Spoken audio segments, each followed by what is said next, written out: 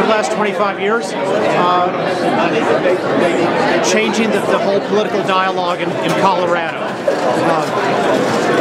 Colorado now has a consistent, solid voice for freedom that's independent of political parties. Before II, there were legislators on all sides who might be for freedom. You know, you had some Republicans who were good on less taxes, and you had some Democrats like my dad who were real strong on Bill of Rights issues. But there was no consistent voice, you know, outside the party structure to promote liberty, individual responsibility. Some of our early ideas were things like charter schools, a very radical idea when we started promoting it. Our co-founder, along with John Andrews, was David Devlin, who was really the author of the Colorado Charter Schools law. We've been thinking about the Taxpayers' Bill of Rights, you know, for a long time in our state. We were the ones who were promoting that idea. Not that we thought it up, that was Douglas Bruce gets the credit, but we were the ones who were doing the issue papers, the editorials, and everything else. Through a couple of election cycles where it came closer and closer, and then we finally helped it get over the top. Because of the Independence Institute, in part, if the government wants to take your property because you supposedly committed a drug crime, they actually have to offer some proof these days, rather than just being able to take it and kind of laugh at you and say sue us to take it back. We have, because of the Independence Institute, Colorado is now one of the 40 states in this country where a law-abiding adult who passes a fingerprint-based background check and a safety class can get a permit to carry a handgun for lawful protection. That was another idea that was very far out when we started pushing it. It had 17% in the public opinion polls. By the time we were done, it was at 68%. So we take ideas that are really good, but might not be in the mainstream, and we explain to the public why they're good, and they become the mainstream. So you're going to be working on the new gun case, I understand. Yeah.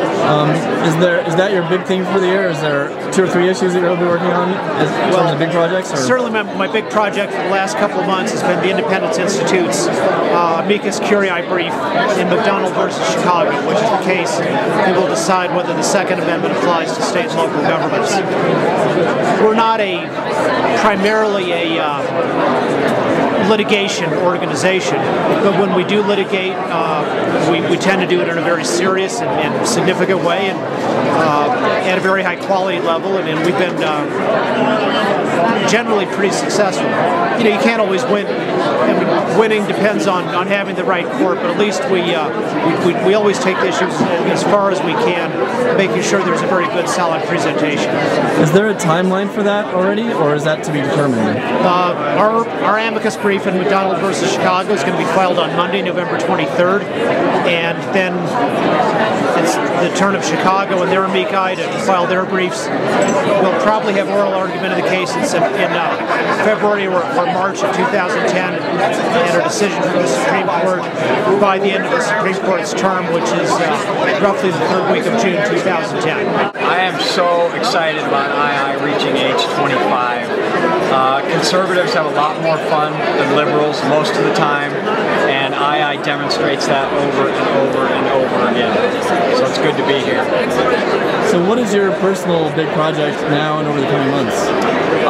As always, I'm working to secure freedom, and right now that front is being fought in the marijuana wars, and finally the forces of free market are being unleashed on marijuana in Colorado. We're making history here today. Well, you know, Independence Institute has been just such a great institution for Colorado and for free markets and for America, and so, you know, it's fantastic that not only 25 years later, but we have so many people here tonight to celebrate that, and really a credit to the institution and to free market ideas that it espouses. So I'm just thrilled about it. So summarize what you're doing with your group. Well, I am the State Director of Americans for Prosperity here in Colorado, and we are working with many of the other organizations, 9/12, Tea Party, some of the others, right now on healthcare to try and stop the government takeover and the individual mandate that's in the healthcare bill, and try and get it more free market based and freedom based. And then we're also working against cap and trade and those sorts of things. We're coming out here in the next couple of weeks with a report on Colorado's economy and why we are at a very critical point where we can either become California or we can restore freedom and economic prosperity in Colorado. The Independence Institute has been a great champion of freedom, and I believe in those things, so it's wonderful that they're here in Colorado. As far as things I'm interested in, there's a lot going on these days as far as government intrusion into the personal lives of Coloradans. On a nanny-state level, micro level, and on a major level. So I think that those are the things I'll be focusing on in the next few years. What do you see as the future of the Post? Rosy, problematic in the newspaper, as part of the broader newspaper industry? It's tough to say. I think the product's been good with the staff we have, which is much smaller than it's been. But it's a tough environment to be in print media. But I think we serve an invaluable role here in Colorado and across the nation. So it's going to be tough. But I think with the talented people we have, I think the future is pretty bright, actually. How has it been bringing over Vince Carroll from the news? It's been wonderful. He's a professional on every level. I think he's a real asset to the paper. People love him. Many readers from the Rocky came over to just read his column, and I think they've stayed.